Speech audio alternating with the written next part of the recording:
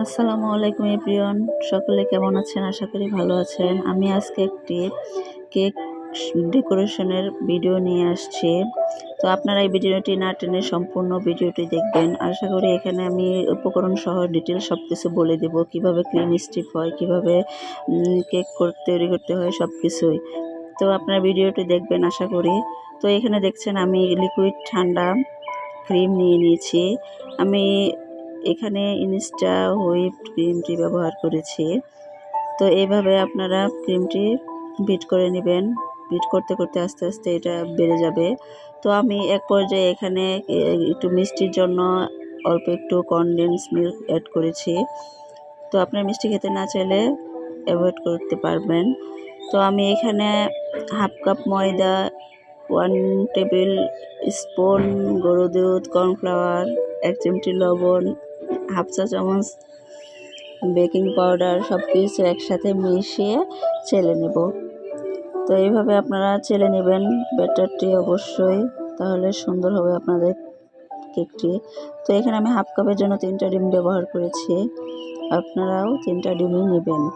যদি আপনাদের ডিমের সাইজ বড় হয় তাহলে 2টা নিতে পারেন। তো আমি 3টা নিয়েছি। তো নেওয়ার পরে এভাবে আপনারা ডিম আর কুসুম আলাদা করে ডিমের সাদা অংশটি বিট করে নেবেন।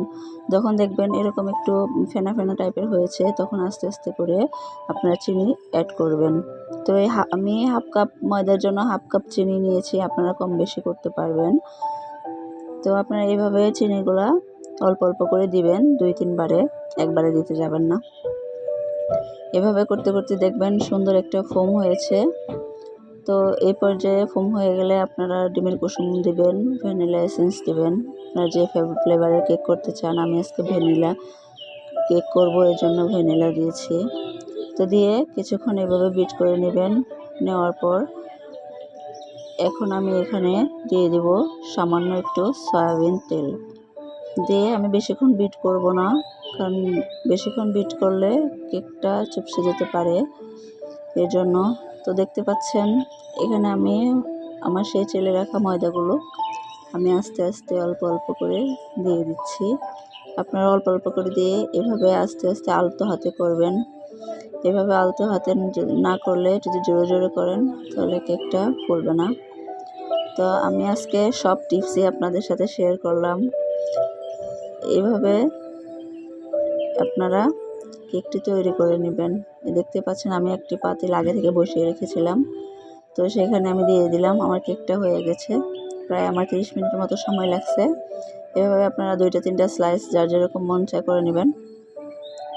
করে নেওয়ার পর আমি এখানে সুগার সিরাপ ব্রাশ করে দিলাম। দেওয়ার পরে আমার সেই ক্রিমটা আমি এখানে লাগিয়ে নিচ্ছি। লাগিয়ে নেওয়ার পর আমি কি করব এখন, এটা আমি কিছুক্ষণের জন্য নর্মাল ফ্রিজে গাম কোটিং করে রেখে দেব। আসলে আমি কোনো প্রফেশনাল বেকিং কোনো ক্লাস করিনি, আমার শখের বসে এটা করা, তাই ভুল ত্রুটি হতেই পারে। আপনারা এটা ক্ষমা সুন্দর দৃষ্টিতে দেখবেন,